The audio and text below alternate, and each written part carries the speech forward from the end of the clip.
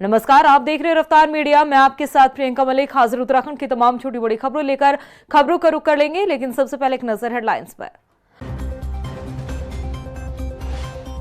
CM Dhami की अध्यक्षता में हुई कैबिनेट बैठक में 6 प्रस्तावों पर लगी मुहर। जियो थर्मल नीति को मिली मंजूरी। जीएसटी और विजिलेंस विभाग में बढ़ाए गए पद।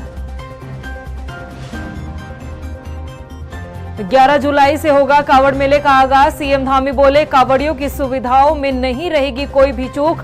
सुरक्षा व्यवस्था पर खास फोकस। सीएम धामी के खेती करने पर सियासत जारी। हरीश रावत ने साधा सरकार पर निशाना। कहा, बैलों की रस्सी खींचना रहा याद, ब्यूरोक्रेसी पर नहीं है कोई ध्यान। और पंचायत चुनाव को लेकर उम्मीदवारों में उत्साह दिखा कम। उम्मीद से कम हुए नामांकन। ग्राम पंचायतों के लिए 55,587 पदों में से केवल 28,248 नामांकन हुए। हेडलाइंस के बाद बुलेटिन में खबरें विस्तार से। सीएम पुष्कर सिंह धामी की अध्यक्षता में मंत्रिमंडल की बैठक हुई, जिसमें कई बड़े मुद्दों पर चर्चा के बाद 6 महत्वपूर्ण प्रस्तावों पर मुहर लगी है। कौन कौन से फैसलों पर मुहर लगे, आइए आपको ग्राफिक्स के जरिए दिखाते हैं। बैठक में 6 महत्वपूर्ण प्रस्ताव हुए पास। जियो थर्मल नीति पर लगी कैबिनेट की मुहर। पुलों की क्षमता बढ़ाने के लिए प्रोजेक्ट मैनेजमेंट यूनिट को मिली मंजूरी। सतर्कता विभाग के ढांचे में 20 पद बढ़ाए गए। 132 से 152 हुई पदों की संख्या। जीएसटी विभाग के ढांचे में भी पदों की संख्या बढ़ाई गई। नए खनिजों के लिए जिला और प्रदेश में खनन न्यास बनेंगे। बेटे के 18 साल का होने पर अब बंद नहीं होगी दिव्यांग पेंशन। कैबिनेट ने प्रस्ताव में संशोधन को दी मंजूरी। 11 जुलाई से कावड़ मेला शुरू होने जा रहा है, जिसको लेकर पुलिस प्रशासन ने अपनी पूरी तैयारियां कर ली है। सीएम पुष्कर सिंह धामी का कहना है कि कावड़ यात्रा प्रदेश के लिए एक महत्वपूर्ण यात्रा है। ऐसे में पुलिस अधिकारी और जिला प्रशासन के साथ कावड़ मेले को लेकर लगातार समीक्षा बैठक की जा रही है, ताकि यात्रा के दौरान व्यवस्थाएं चाक चौबंद रह सके। इसके साथ ही सीएम पुष्कर सिंह धामी ने सभी जिलों में सख्ती के साथ सत्यापन अभियान चलाने के भी निर्देश दिए और राज्य की सीमाओं पर चौकसी बढ़ाने की भी बात कही है। अनेक व्यवस्थाएं कांवड़ मेले के निमित्त करनी पड़ती हैं। वो एक बड़ा चुनौतीपूर्ण भी होता है, लेकिन हर वर्षों की भांति इस वर्ष भी अच्छी कांवड़ यात्रा हो, उसके लिए प्रशासन के लोगों के साथ, पुलिस विभाग के साथ, जिला एडमिनिस्ट्रेशन के साथ लगातार हमारी समीक्षा बैठकें चल रही हैं। पिछले दिनों मैंने हरिद्वार में ही सभी विभागों के साथ बैठक की थी। उससे पहले हमारे सभी वरिष्ठ अधिकारियों के द्वारा इंटर स्टेट मीटिंग भी की गई है। उसमें कुछ बातों पर जो सभी राज्यों को इस यात्रा में सहयोग करना है, अपने आने वाले जितने कांवड़ यात्री हैं उनको भी कुछ बातें बतानी भी हैं कि यात्रा के नियम हैं। कांवड़ हमारी जो बड़ी हो जाती है, कई बार लोगों के लिए परेशानी का कारण बनती है। इसके अतिरिक्त डीजे इत्यादि की बातें हैं। नशा मुक्ति का संदेश भी इस यात्रा से देना है। ये यात्रा पूरी तरह से साफ स्वच्छ हो, क्योंकि मानसून का समय भी है। तो सभी से हमारा ये भी अनुरोध रहेगा, स्वच्छता का भी विशेष ध्यान रखें। उत्तराखंड में सरकार भले ही किसी की भी रही हो, लेकिन ब्यूरोक्रेसी को लेकर हमेशा से सवाल खड़े होते रहे हैं। अब एक बार फिर पूर्व मुख्यमंत्री हरीश रावत ने ब्यूरोक्रेसी पर सवाल खड़े करते हुए सरकार को आड़े हाथ लिया है। हरदा ने सरकार पर निशाना साधते हुए सवाल खड़े किए हैं कि आखिर बैलों की रस्सी खींचना तो याद रहा, लेकिन ब्यूरोक्रेसी क्यों ध्यान में नहीं रहती है। रिपोर्ट देखिए।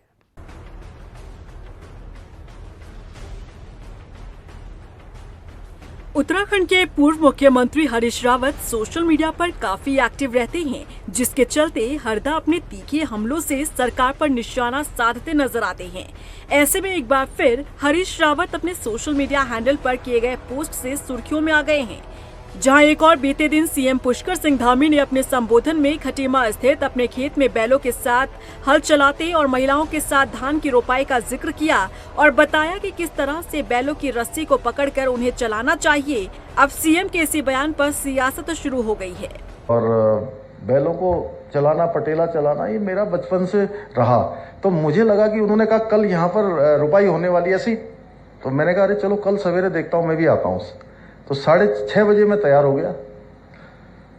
तो मैं गया वहाँ खेत में, तो उनके साथ थोड़ा करा तो अच्छा लगा भी। और मैंने बैल देखे, मैंने कहा लाओ आज पटेला भी चलाता हूँ। बैल चलाना भी आसान नहीं होता, खेत जोतना भी।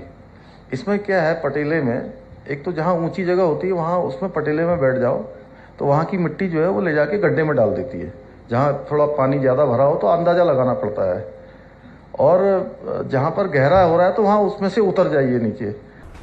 सीएम पुष्कर सिंह धामी के इस बयान पर हरीश रावत ने इसे ब्यूरोक्रेसी से जोड़कर सरकार पर निशाना साधा। हरीश रावत ने अपने सोशल मीडिया पेज पर लिखा कि मुख्यमंत्री जी, ये पटेला लगाने वाला आर्ट खेत में कैसे लगाया जाता है और कैसे बैलों की रस्सी कब और कहां कितनी खींची जाती है वो तो आपको ठीक ठाक याद रहा, अच्छी बात है। लेकिन मुख्यमंत्री के रूप में निष्क्रिय, निष्प्रयोज, नासमझ मंत्रियों और रुपए कमाने में लगी ब्यूरोक्रेसी के हिस्से की रस्सी कब और कहां कितनी किस प्रकार खींची जानी चाहिए, इस आर्ट का उपयोग आप शायद जानबूझकर नहीं कर रहे। इसीलिए राज्य के विकास और जन कल्याण पर पटेला फिर रहा है। अच्छा हुनर दिखाया उन्होंने, अच्छा हुनर दिखाया, मगर वो हुनर उनसे राज्य की जनता प्रशासन तंत्र को की दूरी को कसने के लिए करना चाहती है। भ्रष्टाचार पर नियंत्रण आए और उदंडता जो हो रही है, कई विभाग हैं जिनमें उदंडता हो रही है, जिनमें बहुत शीर्ष स्तर पर भी जो है उदंड प्रवृत्ति के लोग बैठे हुए हैं और लूटपाट भी हो ही रही है। पटला लगा रहे थे ना, वो खेत में तो काम अच्छा है, लेकिन जो विकास रूपी खेत है उसमें तो रोपना पड़ता है ना। हाँ, वहाँ पटला नहीं लगाना पड़ता है, और गलती से भाजपा ने पिछले 9 साल में विकास को पटला लगा दिया है। उत्तराखंड के मुख्यमंत्री पुष्कर सिंह धामी बीते दिनों अपने खास अंदाज के लिए काफी चर्चाओं में रहे। सीएम धामी खेत में धान की रोपाई करते नजर आए, लेकिन वहीं पूर्व मुख्यमंत्री हरीश रावत के सोशल मीडिया पोस्ट ने इसे ब्यूरोक्रेसी से जोड़कर नौकरशाही पर कई तरीके के सवाल खड़े कर दिए। अब ऐसे में देखना होगा कि हरदा के आरोपों के बाद ब्यूरोक्रेसी में क्या कोई बड़ा बदलाव होता है या फिर नहीं। रफ्तार मीडिया के लिए देहरादून से अशोक कुमार के साथ ब्यूरो रिपोर्ट। उत्तराखंड के 12 जनपदों में हो रहे पंचायत चुनाव को लेकर नामांकन की पूरी प्रक्रिया पूरी हो चुकी है, लेकिन इस बार हैरान करने वाली बात यह है कि पंचायत चुनाव में उम्मीद के मुताबिक नामांकन नहीं हो पाए हैं, जो जनता की उदासीनता को बताता है। रिपोर्ट देखिए। उत्तराखंड में हरिद्वार जनपद को छोड़कर बाकी 12 जनपदों में त्रिस्तरीय पंचायत चुनाव की सियासी जंग देखने को मिल रही है। इस सियासी जंग में सभी उम्मीदवारों ने नामांकन कर लिया है, लेकिन पंचायत चुनाव में इस बार चिंता इस बात की है कि सदस्य ग्राम पंचायत के लिए 55,587 पदों पर केवल 28,248 लोगों ने नामांकन किया है, जिससे साफ है कि जनता की उदासीनता कम नहीं हुई है। इससे साफ जाहिर होता है कि जनता अपनी छोटी छोटी समस्याओं का निदान न होने से परेशान है और पंचायत चुनाव में उदासीन बनी हुई है। बता दें कि ग्राम प्रधान के पदों पर दोगुने लोगों ने नामांकन किया, जबकि बीडीसी और सदस्य जिला पंचायत के पदों पर भी नामांकन करने के लिए उत्साह दिखा। लेकिन ग्राम पंचायत के लिए जरूरी और संवैधानिक पद सदस्य ग्राम पंचायत पर जनता अब भी निराश है। प्रदेश में पंचायत चुनाव के लिए नामांकन प्रक्रिया पूरी हो चुकी है। 2 जुलाई से 5 जुलाई तक पंचायत चुनाव के लिए नामांकन हुए। हरिद्वार जनपद को छोड़कर 12 जनपदों में पंचायत चुनाव के लिए नामांकन हुए। 12 जनपदों में 63,812 उम्मीदवारों ने विभिन्न पदों के लिए नामांकन किए। नामांकन के आखिरी दिन 31,622 उम्मीदवारों ने नामांकन पत्र दाखिल किया। जिला पंचायत सदस्य पद के लिए 358 पद पर 1,907 नामांकन हुए। क्षेत्र पंचायत सदस्य के 2,974 पद पर 11,629 नामांकन पत्र दाखिल हुए। ग्राम प्रधान के लिए 7,499 पद पर 22,028 लोगों ने नामांकन किए। सदस्य ग्राम पंचायत के 55,587 पदों पर 28,248 लोगों ने नामांकन किए। अब 7 जुलाई से 9 जुलाई तक नामांकन पत्रों की जांच होगी। उम्मीदवार 10 और 11 जुलाई को नाम वापस ले सकते हैं। कांग्रेस प्रदेश अध्यक्ष करण माहरा ने कहा कि जनता की उदासीनता के लिए सरकार और प्रशासन जिम्मेदार है। कांग्रेस प्रदेश अध्यक्ष ने कहा कि सरकार को चाहिए कि वो जनता की समस्याओं को लेकर काम करे। है कि प्रधान और बीटीसी मेंबर तो लड़ रहे हैं, जिला पंचायत सदस्य भी लड़ रहे हैं, लेकिन जो वार्ड मेंबर्स होते हैं गाँव में, ग्राम सभा का गठन जिसको लेकर होता है, वो 55,500 कुछ पदों के सापेक्ष 28,000 के लगभग 28,248 लोगों ने केवल नॉमिनेशन किया है, जो एक चिंता का विषय और दिखाता है कि कहीं ना कहीं उदासीनता है इन चुनाव को लेकर। और बहुत बड़ी दिक्कतें बरसात को देखते हुए इनको भी देखते हुए आ रही है, और ये राज्य के लिए अच्छे संकेत नहीं है कि आदमी में चुनाव लड़ने के लिए उत्साह नहीं है। ये बहुत गंभीर विषय है। वहीं बीजेपी प्रदेश मीडिया प्रभारी मनवीर चौहान ने कहा कि कांग्रेस का काम सिर्फ आरोप लगाना रह गया है, जबकि पंचायत में ऐसा अक्सर होता आया है। देखिए, पहली बार पंचायत चुनाव में नहीं हो रहा है कि मतलब जो ग्राम सभा के वार्ड होते हैं उसमें अधिकतर लोग नॉमिनेशन नहीं करते हैं और पहले ही निर्विरोध हो जाते हैं, या प्रधान के चुनाव के बाद भी वहाँ पे निर्विरोध चयन की प्रक्रिया होती है। ये कोई पहली बार नहीं हो रहा है, लेकिन कांग्रेस पार्टी का ये आरोप गलत है कि सरकार की प्रति उदासीनता के कारण ऐसा हुआ है। ऐसा मुझे लगता है कांग्रेस पार्टी को लगता हुआ, लेकिन उनको इससे पूर्व हुए चुनाव और जो चुनाव के प्रति आम जनता की जो रुचि है, क्योंकि हमारी डबल इंजन की सरकार के द्वारा प्रदेश और गांव का जो विकास किया गया है उसके प्रति रुचि आम व्यक्ति की है, और इस चुनाव में भी आम जनता इसका जवाब देने वाली है। उत्तराखंड में पंचायत चुनाव को लेकर जितना उत्साह सियासी दलों में दिख रहा है, उससे बहुत कम उत्साह जनता इस चुनाव में दिखा रही है। ऐसे में पंचायती राज विभाग हो या राज्य निर्वाचन आयोग, सभी को चिंतन करने की आवश्यकता है कि आखिर जनता को कैसे इन चुनावों से जोड़ा जा सकता है। रफ्तार मीडिया के लिए देहरादून से अशोक कुमार की रिपोर्ट। उत्तराखंड पंचायत चुनाव में सरकारी सिस्टम की लापरवाही का मामला उजागर हुआ है। पौड़ी के एक गांव में तो गजब ही खेल हुआ है। ग्राम प्रधान पद के लिए ओबीसी सीट तो आरक्षित हुई, लेकिन गांव में एक भी ओबीसी जाति का नागरिक नहीं है। अब मुश्किल आ खड़ी हुई है कि आखिर इस गांव के लोग ग्राम प्रधान चुने तो आखिर कैसे। रिपोर्ट देखिए। पंचायत चुनाव में गजब का खेल, सरकारी सिस्टम हुआ फेल। ग्राम प्रधान पद ओबीसी आरक्षित, लेकिन गांव में एक भी नहीं ओबीसी जाति का नागरिक। उत्तराखंड पंचायत चुनाव की प्रक्रिया जारी है, लेकिन इस बीच पौड़ी के एक गांव में तो अजब गजब खेल हो गया। खेल इतना बड़ा हुआ कि ग्रामीणों ने तो चुनाव बहिष्कार का ही ऐलान कर दिया। दरअसल पौड़ी गढ़वाल जिले में कलजीखाल ब्लॉक की ग्राम पंचायत डांगी में आरक्षण की वजह से ग्रामीणों के सामने एक समस्या खड़ी हुई। समस्या ये कि इस गांव में ग्राम प्रधान पद को ओबीसी आरक्षित किया गया, लेकिन हैरानी की बात तो ये है कि ग्राम डांगी में पिछड़ा वर्ग यानी ओबीसी का ना तो कोई वोटर है और ना ही एक भी नागरिक। अब इस कारण ग्राम प्रधान पद के लिए एक भी नामांकन दाखिल नहीं हो पाया। ग्रामीणों का कहना है कि उनकी ग्राम सभा को निर्वाचन आयोग द्वारा ओबीसी श्रेणी के तहत आरक्षित कर दिया गया, लेकिन 2014 से अब तक गांव में किसी का भी ओबीसी प्रमाण पत्र नहीं बना है। ग्रामीणों का आरोप है कि उन्होंने समय रहते इस मुद्दे को चुनाव आयोग के सामने कई बार रखा और आपत्ति के दौरान भी इसे उठाया, लेकिन अब तक कोई समाधान नहीं हुआ। ग्रामीणों ने तो चेतावनी दे दी है कि यदि इस मुद्दे का समाधान नहीं किया गया तो वो क्षेत्र पंचायत और जिला पंचायत के लिए होने वाले मतदान का बहिष्कार करेंगे। हमारे यहाँ ग्राम पंचायत में महिला पिछड़ी जाति प्रधान पद के लिए ओबीसी सीट है, लेकिन हमने इसकी जानकारी पहले ही जो है आपत्ति जो हुआ था, आपत्ति का समय दिया था, उसमें आपत्ति लगा दी थी, लेकिन उसका निस्तारण नहीं हुआ। वो हमारे पक्ष में नहीं है। और वो 2014-15 के बाद हमारी जो ग्राम पंचायत में जितने भी सुनार लोग हैं, जो उपजाति लिंगवाल और चौहान लोग 2014-15 से, और 2014 में भी पिछड़ी जाति सीट थी महिला, पर उस दौरान लास्ट में बड़ा हमने डीएम साहब से मिलके बड़ा दबाव बना के उस टाइम मिल गया था। तब अगर उनकी कहीं जान चल रही थी पिछड़ी जाति, पर इस बार तो बिल्कुल कई सालों से नहीं मिल रहा। और हमारे यहाँ आंगनबाड़ी भी कई सालों से रिक्त हैं दोनों पदों, और वो भी कह रहे हैं कि बार बार 2-3 बार निकलेगी तब होगा। निर्णय नहीं लिया गया, तो इसलिए हम आज चुनाव बहिष्कार करके और ज्ञापन देने जिलाधिकारी महोदय को आए। ग्रामीणों ने इसे शासन प्रशासन की बड़ी लापरवाही बताई है। गांव के लोगों का कहना है कि प्रशासन की तरफ से इसे लेकर कोई होमवर्क नहीं किया गया।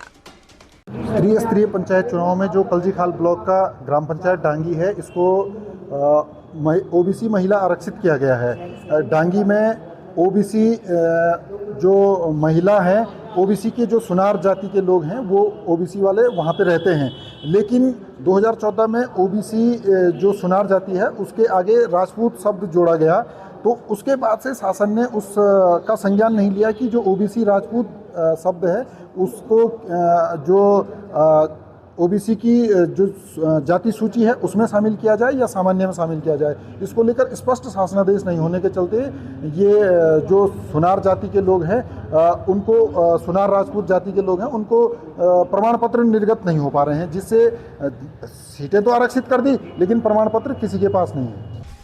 वहीं नाराज ग्रामीणों ने जिलाधिकारी को ज्ञापन सौंपते हुए आरक्षण में सुधार की मांग की है।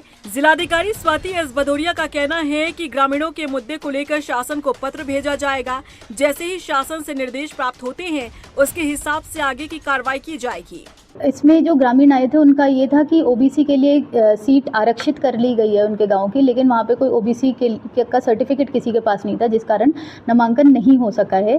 तो इसका संज्ञान हम लोगों ने ले लिया और इसको आज जो पत्र भी प्राप्त हुआ है इसको हम लोग शासन को भी भेज देंगे आगे मार्गदर्शन के लिए कि इस पर आगे किस प्रकार से चुनाव की कार्रवाई या जाति प्रमाण पत्र की कार्रवाई किस प्रकार से की जानी है। इस पर जैसा भी मार्गदर्शन होगा उस अनुसार हम लोग शीघ्र कार्रवाई करेंगे।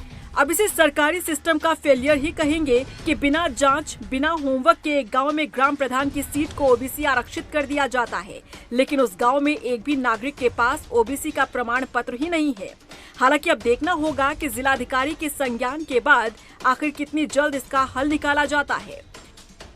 रफ्तार मीडिया के लिए पौड़ी से भगवान सिंह के साथ देहरादून से ब्यूरो रिपोर्ट। वहीं कांग्रेस ने राज्य सरकार और राज्य निर्वाचन आयोग पर सवाल खड़े किए हैं। पंचायत चुनाव को लेकर सूर्यकांत धस्माना ने कहा कि राज्य सरकार हाईकोर्ट की फटकार के बाद चुनाव कराने को मजबूर हुई है। बीजेपी ने संवैधानिक मर्यादाओं को तार-तार किया है। पहले निकाय चुनाव में गड़बड़ी की गई और अब पंचायत चुनाव में भी वही चीजें दोहराने की कोशिश की जा रही। उन्होंने आरोप लगाया कि रानीखेत में बीजेपी विधायक प्रमोद नैनवाल के पूरे परिवार का नाम पंचायत चुनाव की लिस्ट में है। नैनीताल और अल्मोड़ा जिले में भी बीजेपी नेताओं के दो जगहों पर नाम दर्ज किए गए हैं। मैंने कहा तो आपके चुनाव आयोग है ये मजाक है। ये चुनाव आयोग सुबह कोई चिट्ठी जारी करता है, शाम को कोई चिट्ठी जारी करता है। अरे भाई आप किससे चलोगे? आप पंचायत की जो कानून है उससे चलोगे। राज्य के पंचायत का चुनाव, जो पंचायत का चुनाव है उसकी जो नियमावली है, उसका जो कानून है उससे चलोगे आप।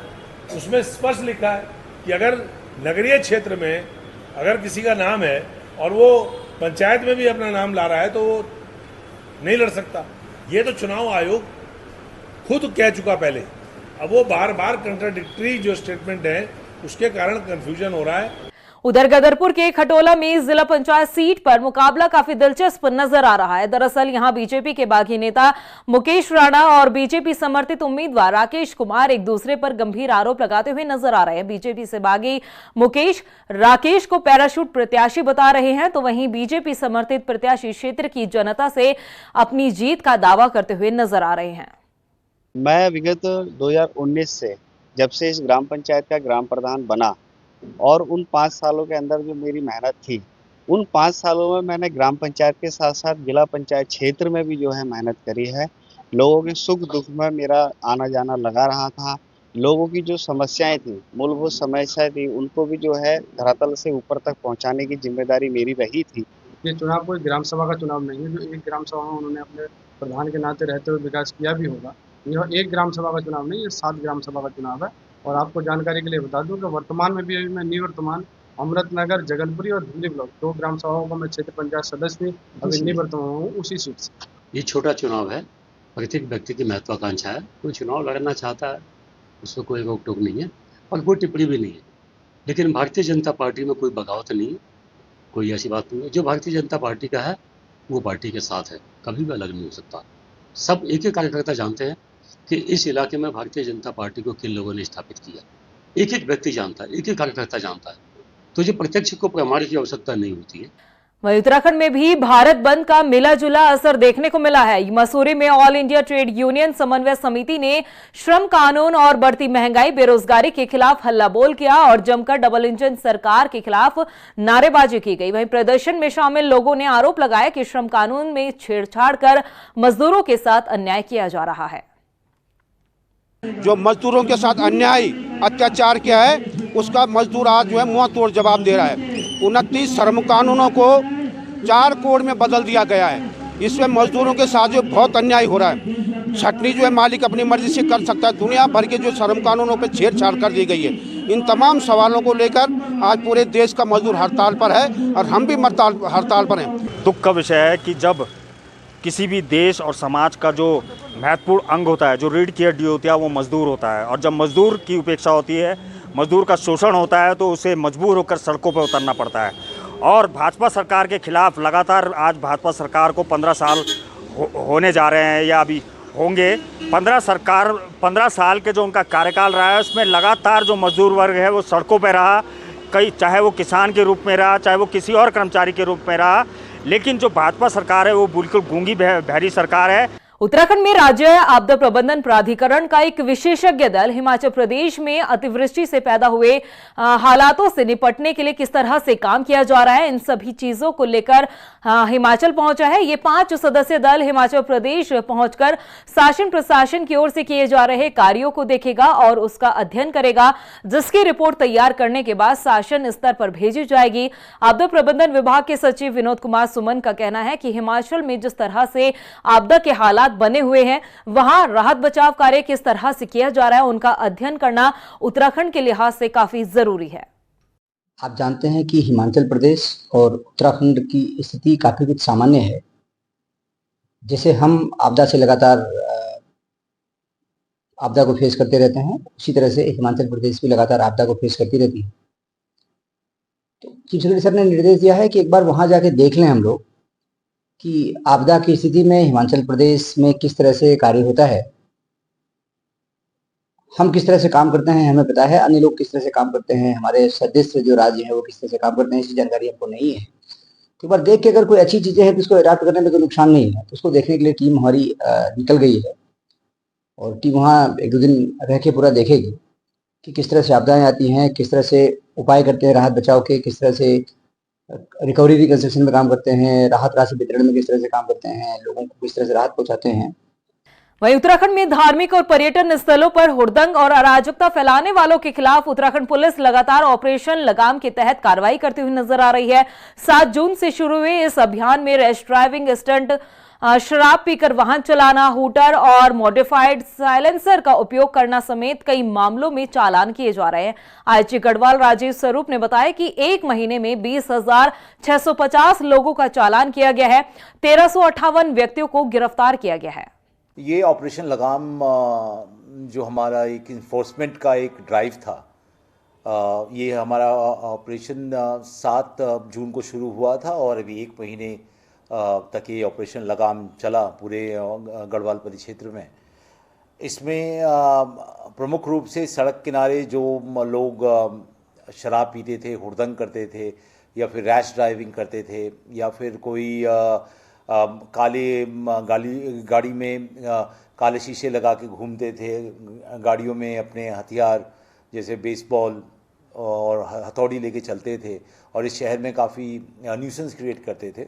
तो इनके खिलाफ में ऑपरेशन लगाम की शुरुआत की गई, जिसके अच्छे रिजल्ट आए हैं। वहीं अल्मोड़ा नगर निगम में धरने पर बैठे उत्तराखंड सफाई कर्मचारी संघ और निगम कर्मचारी मोर्चा ने मेयर के आश्वासन के बाद अपना धरना खत्म कर दिया। आपको बता दें कि यहां कर्मचारी नगर निगम में नगर आयुक्त, सह नगर आयुक्त, लेखा अधिकारी की नियुक्ति समेत कई मांगों को लेकर प्रदर्शन कर रहे थे। आज तीसरा दिन धरना प्रदर्शन का है। हमारी मांग थी कि स्थायी नगर आयुक्त और स्थायी लेखा अधिकारी नगर निगम में होने चाहिए। ना तो यहाँ पर स्थायी नगर आयुक्त हैं, ना लेखा अधिकारी थे और ना ही सहायक नगर आयुक्त है, जिसको लेकर के कर्मचारी की समस्या बढ़ती जा रही थी, वेतन भी नहीं मिला था। हम लोगों ने 3 दिवसीय धरना यहाँ प्रदर्शन यहाँ पर किया। आज मेयर साहब ने यहाँ पर आकर के, अजय वर्मा जी ने और नगर आयुक्त महोदय यहाँ पर आए, हम लोगों से वार्ता की। कुछ मांगें थी हमारे परिवार की, कर्मचारियों की, कि यहाँ पर फिर नगर आयुक्त की आवश्यकता है और नगर आयुक्त, मैंने बताया कि पहली बार नगर निगम बना है तो नगर आयुक्त बहुत जल्दी यहाँ पर को, मैंने माननीय मुख्यमंत्री जी से मिला था, मैंने व्यक्तिगत बोला भी था, तो मुझे विश्वास है कि बहुत जल्दी नगर आयुक्त यहाँ पर को आएंगे। उधर अल्मोड़ा में ही माल रोड के पास बनी नई पार्किंग में निर्माण कार्यों की पोल बरसात ने खोल दी है। तस्वीर में नजर आने वाली ये टैक्सी पार्किंग का निर्माण अभी हाल ही में हुआ था और बरसात का सीजन शुरू होते ही पूरी पार्किंग तालाब में तब्दील हो गई है। इसके रखरखाव को लेकर मेयर अजय वर्मा ने बताया कि जल्द ही इस पर एक्शन लिया जाएगा। पार्किंग हमको तो यही इसी इसमें दी गई, बोला गया कि यहाँ पर को काफ़ी शहर के अंदर में व्यवस्था हो रही है और गाड़ी की किस तरीके से कहाँ पर, क्योंकि पर्यटक सीजन का समय था, तो हमको तो यही बोला गया था कि ये पार्किंग बन चुकी है, और तो हमने जनता का ध्यान रखते हुए, इसलिए हमको मजबूरी में कहे या फिर जनता की परेशानी को देखते हुए तब हमने ये पार्किंग स्टार्ट। अभी कोई नगर निगम को हैंडओवर नहीं हुई है। वहीं मसूरी में मूसलाधार बारिश के चलते पुराने टिहरी बस स्टैंड के पास एक बड़ा पेड़ सड़क पर आ गिरा। गनीमत ये रही कि जो समय ये पेड़ गिरा उस दौरान यहां से कोई भी वाहन नहीं गुजर रहा था, लेकिन वहां खड़े वाहनों को काफी नुकसान हुआ है। इसके सूचना के बाद मौके पर पहुंची वन विभाग और पुलिस की टीम ने पेड़ को हटाकर यातायात को एक बार फिर से सुचारू किया। आपको पता है कि वर्षा काल चल रहा है, तो ऐसे में ऐसी घटनाएं होती रहती है, परंतु यहाँ पे कोई जो है किसी की जान को नुकसान नहीं हुआ है। हालांकि यहाँ पे एक सेंट्रो कार और एक स्कूटर जो है पेड़ के नीचे दब गया है, लेकिन फिर भी ये गनीमत की बात है कि किसी की जान को नुकसान नहीं हुआ है। और साथ में यहाँ पे मैं स्थानीय सभासद और लोगों का भी धन्यवाद करना चाहता हूँ जिन्होंने वन विभाग को यहाँ पे इस कार्य में सहयोग किया। साथ ही वुड स्टॉक का भी मैं यहाँ पे धन्यवाद करना चाहूँगा कि मसूरी वन प्रभाग के साथ मिलकर जो है यहाँ पे इतनी बड़ी घटना को रुक तो गई है, लेकिन व्यवस्था को चंद घंटों में दुरुस्त कर दिया गया। वहीं टनकपुर के धुआलखेड़ा गांव में हाथी की चहलकदमी से लोगों में दहशत का माहौल देखने को मिल रहा है। ग्रामीणों ने बताया कि इन दिनों गांव में धान की फसल की रोपाई चल रही है, लेकिन हाथी ने एक रात में ही खेत को काफी नुकसान पहुंचाया। इसके साथ ही एक घर की दीवार भी तोड़ डाली और कईयों के फलदार पेड़ों को भी तहस नहस कर दिया है। ग्रामीण वन विभाग से सुरक्षा की मांग कर रहे हैं।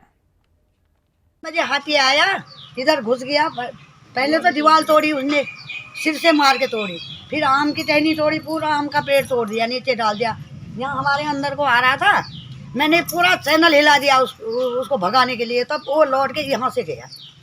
यहाँ से वो दिन भर यहाँ पूरा खेत खत्म कर गया। ये करंट नहीं है, यहाँ करंट कुछ सुविधा ही नहीं है। यहाँ के बचाव होना चाहिए। हम तो रोड के किनारे रहते हैं, करंट लगाओ और इसकी देख रेख करो। यहाँ कोई आता ही नहीं है। रात भर हम तो मर गए, यहाँ पर हिल गए। वहीं रुड़की के भगवानपुर और बुग्गावाले में इन दिनों चोरों ने आतंक मचाया हुआ है। बुधवार को भी शिकोहपुर गांव में दिन दहाड़े 2 महिलाओं के साथ लूट की वारदात को अंजाम दिया गया। आपको बता दें कि अब तक गांव में ऐसी दर्जनों घटनाएं हो चुकी है, बावजूद इसके पुलिस अभी तक कोई संज्ञान नहीं ले रही है। ये अभी जो है कोई मांगने वाली आई है घर में, और जैसे ये औरत जो है आटा लेकर आई घर से, तो उन्हें कुछ सुंगान और कान फाड़ के भागी, खून हो रहा, और जो है औरत जो है बेहोश पड़ी अंदर घर। खूनम खून हो गई जी, खूनम खून हो गई। क्या ले गए कान में से? कान में से कुंडल और बाली 3-4 थी। देखिए, 1-2 घटनाएं बुग्गावाला और भगवानपुर क्षेत्र में हुई हैं, ये मेरे संज्ञान में है। पुलिस और लोकलाइट लोग भी अलर्ट हैं। पुलिस को हमने अलर्ट मोड में रखा है। वो रात के समय सोते हुए लोगों का कोई सामान ले जाने वाली इस बात के तथ्य आए हैं, तो हमारे पास तहरीर भी मिली है। हम पूरा अलर्ट मोड में, जल्दी ये जो गिरोह या कुछ लोग इसके पीछे हैं तो उनको हम जरूर अरेस्ट करेंगे। इसके साथ ही रुड़की के जोरासी जबरदस्तपुर गांव में 2 पक्षों के बीच खूनी संघर्ष का एक मामला सामने आया। कुछ ही देर के अंदर ये मामला इतना बढ़ गया कि दोनों पक्षों की ओर से एक दूसरे पर जमकर पथराव किया गया। आरोप है कि एक पक्ष ने दूसरे पक्ष के युवक पर कुल्हाड़ी से भी वार किया है, जिसमें उसकी मौत हो गई है, जबकि 3 लोग गंभीर रूप से घायल बताए जा रहे हैं। मौके पर पहुंची पुलिस ने किसी तरह से मामले को शांत कराया और इस पूरे मामले को लेकर जांच शुरू कर दी है। देखिए, कल रात का जो घटनाक्रम आप बता रहे हैं, इसको जाति न कह के 2 पक्षों में झगड़ा हुआ। जो पुलिस को सूचना मिली, पुलिस जब तक वहां पहुंचती है तो पता लगा है कि गाड़ी खड़ी करने को लेकर के या एक ईंट से भरा ट्रक जो जा रहा था उससे कोई बाइक या स्कूटी हिट हुई, जिसको लेके एक मामूली सी झगड़े में उनमें काफ़ी मारपीट हुई है। और अभी तक की सूचना के अनुसार जो एक व्यक्ति ज़्यादा घायल था, जिसका नाम मुहर्रम बताया जा रहा है, उसको देहरादून की तरफ एक हायर सेंटर रिफ़र किया था, तो ऑन द वे शायद उनकी डेथ होगी। तो उनका आगे लीगल कार्रवाई, जो पोस्टमार्टम, वो सब चीज़ें चल रही हैं। जो मेन पक्ष है उसके कुछ लोगों को हम पुलिस ने अरेस्ट कर लिया, तहरीर आ चुकी है। प्रदेश की खबरों में इतना ही, फिर हाजिर होंगे कुछ और खास खबरों के साथ। तब तक के लिए मुझे दे इजाजत, लेकिन जाने से पहले एक नजर हेडलाइंस पर। नमस्कार। सीएम धामी की अध्यक्षता में हुई कैबिनेट बैठक में 6 प्रस्तावों पर लगी मोहर। जियो थर्मल नीति को मिली मंजूरी। जीएसटी और विजिलेंस विभाग में बढ़ाए गए पद। 11 जुलाई से होगा कावड़ मेले का आगाज। सीएम धामी बोले, कावड़ियों की सुविधाओं में नहीं रहेगी कोई भी चूक, सुरक्षा व्यवस्था पर खास फोकस। सीएम धामी के खेती करने पर सियासत जारी। हरीश रावत ने साधा सरकार पर निशाना, कहा बैलों की रस्सी खींचना रहा याद, ब्यूरोक्रेसी पर नहीं है कोई ध्यान। और पंचायत चुनाव को लेकर उम्मीदवारों में उत्साह दिखा कम, उम्मीद से कम हुए नामांकन। ग्राम पंचायतों के लिए 55,587 पदों में से केवल 28,248 नामांकन हुए।